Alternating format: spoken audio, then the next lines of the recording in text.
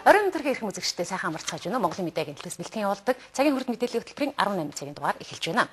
Өнөөдөр шүүхийн ерөнхий зөвлөлд хуралдаж мэрэгжлийн алдаа болон ёс зүйн зөрчил гаргасан шүүгчдийг албан тушаалаас нь чөлөөлөх саналыг гаргасан байна. За мөн нэр бүхий хүмүүсийг аймаг болон сум дундын шүүхийн ерөнхий шүүгчээр томилжээ.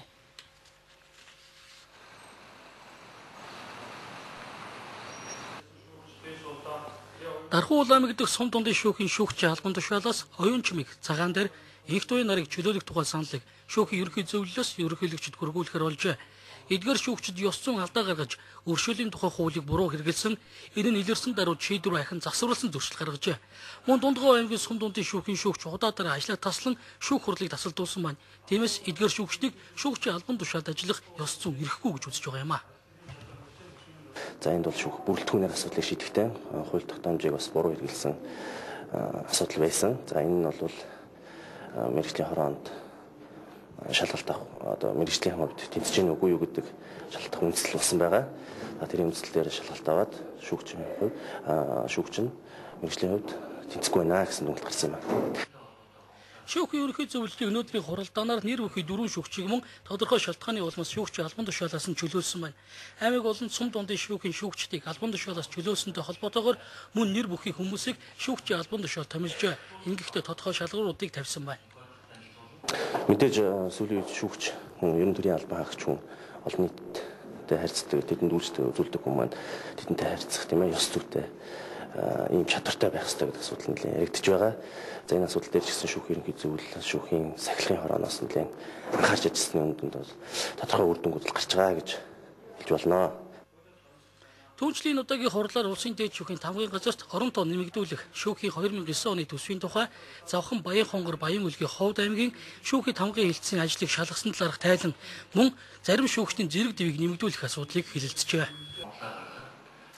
Хатуухан сануулга авсан хууль хяналтын засгийн газартай хамтран Улаанбаатар хот болон Чойволсон сумын Ундны усан санг тусгай хамгаалтанд давхар шийдсэн байна. За усан сангийн гадуур баригдах хамгаалтын барилгыг энэ онд багтаан ашиглалтанд хүлээлгэж өгнө. Төв суурин газрынхны эрүүл мэнд амь нас ундны устай шууд холбоотой. Энэ утгаараа усан санг дотоодын цэргийн анги нэгтгэлийнхэн ээлжээр хамгаалдаг. Гэвч өнөөдрийн цаг үед одоогийн байгаа торгонхшаа буу барьсан ганц сэрэг хангалтгүй. Иймд маш олон хүний амь нас эрүүл мэндтэй холбоотой усан сангийн гадуур тусгай хамгаалтын барилга байгууламж барьж харуул хамгаалтыг нь чангадахын зүйтэй гэж үзлээ. Монгол улсын төсвийн хөрөнгөөр хамгаалдаг болъё гэж ингэ шийдлээ. Төсвийн хөрөнгөөр мань гэдэг нь их хэмжээний төсөв гарна. Энэ бол хамгаалтын хувьд бол маш чанаржин. Дотоодын зэргийн тангар хөргөсөн зэвсгэлсэн албаагчд энэ объектыг манжих шаардлагатай болно. Ингэж манахаар шийдлээ. Объект дээр шинээр объектууд баригдана. Хамгаалтын хувьд бол хамгийн сүүлийн үеийн цахим техник, хяналтын төхөөрөмжөд хоногдсон. Тэгээ хашаа хамгаалт юмнууд нь бол одоо орчин үеийн шаардлагад нийцсэн. Хамгаалтын нөхцөл сайжилсан. Харуулж яхагч нар бас боломжийн хамгаалтын нөхцөлтэй гэрэлтүүлэхтэй ийм байр савнд байдаг. Ийм болно. Улаанбаатарын болон Дорнотын усан хамгаалжийн хамгаалт бол энэ жилдээ бол 2008 оны төсвийн тодтоглосон гэж хөрөнгө шийдэгдээд тэгээд барьж байгуулах ашиглалтанд орох асуудал нь 2008 онд хийгдээ. 2009 оноос цаашдаа улсын төсвийн хөрөнгөөр энэ объектыг мандаг болох нэ. Дээр үгүүлсэн хатуухан сануулга авсны гэдэг учир нь энэ сарын 21-ээс 22-нд шилжих шөнө Дорнод аймгийн Чойволсон сумын 3 дугаар агийн нутаг дэвсгэрт байрлах усан санд 2 хүн химийн хүн тортой байц хийх гэж завцсан. Үүнийг нь тухайн шөнө харуулт гарч исэн харуулын ахлагч Борчлон объектаа эргэх үед мэдэж агаарт хий будан үйлдэлийг нь зогсоож чадсан хэрэг явдлаа. Зогтохтой орсон зүйлийг шалгахад шингэн зөвлөх хуванцар болон шилэн савтай бодис мөн уудтай нутаг цагаан боцоо орхиод цугцсан одоо хууль хяналтын шалгаж байна. Зарим бодисууд нь бол энэ цууны хвчлүүрийн нэг нь тогтцсон.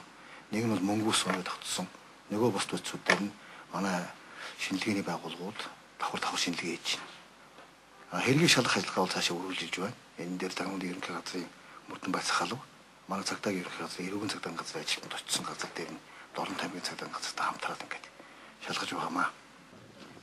За ер нь хууль хяналтын энэ үйлдэлийг санаатаагаар өмнөөс зохион байгуулсан байж магадгүй юм хардчихна.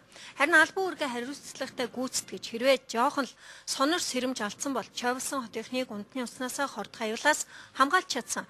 Дотоодын цэргийн анги нэгтгэлийнхэнд ерөнхий сайд баяр талархал илэрхийлээд за ахлагч Бор чулууныг хууль зүйн дотоод хэргийн яамны цагдаагийн алдар одонгоор шагнах шийдвэрийг гаргалаа. Манай улсад өнөөдөр даяарчил интеграцчлалын үйл явцад оролцоход үнд цаасны зах зээлд иргэдэд оролцуулах нь чухал зүйл болоод байгаа. За үүнд дэмжлэг болохоос нэгэн санамжичийг өнөөдөр үзэглэлээ. Монголын ипотекийн холбоо худалдаа ажилтны дүрэн танхим үйл хөдлөх хөрөнгийн зах зээл дээр хамтран ажиллахаар энэхүү харилцсан ойлголцтой санамж жижигт гарын үсэг зурсан юм а. За энэ санамж жижигт гарын үсэг зурснаар улс орныхоо эдийн засгийн хөгжлийг дэмжих том зорилт дотор санхүүгийн орчин үеийн тогтолцоо бий болгох, бизнесийн таатай орчин бүрдүүлэхэд тус дэмжлэг үзүүлэх, хөрөнгөөр баталгаажсан үнэт цаасны 2 дахь зах зээлийг хөгжүүлэн урт болон дунд хугацаатай зээлийн хөг бууруулах зэрэгт энэ хоёр байгууллага хамтран ажиллах юм байна.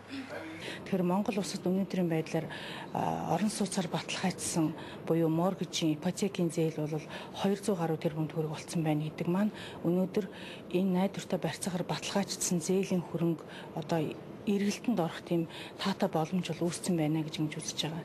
Нөгөө талаас орон сууц бол өөрөө нийгмийн хэрэгцээ учраас хүн амд бол тааламжтай нөхцөлтэй орон сууцны зээл бол хүрэх ёстой.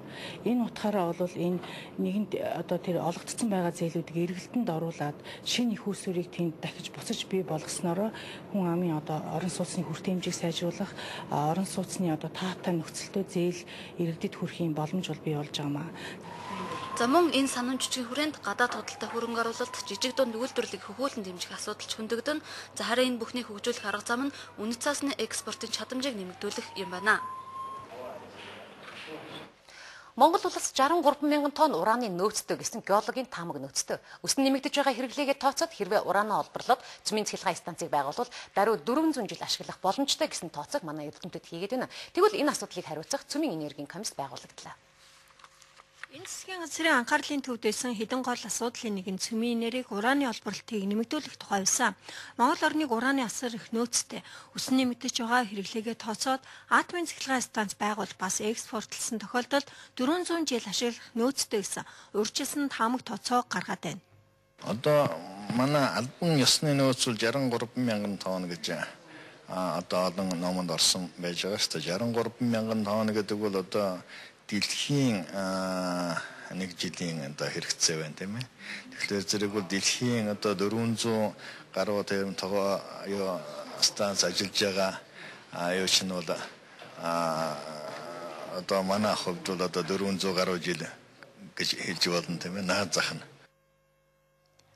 За ийм дуран болон атомын эрчим хүчийг энгийн зорилгоор ашиглах нь манай улсын доктортой үйлчлэг хангах, ард түмний амжиргааны төвшин дээшлүүлэхэд нөлөөлөх чухал хүчин зүйл болно гэсэн тооцоог хийгээд цөмийн энергийн комиссийг байгуулжнаа.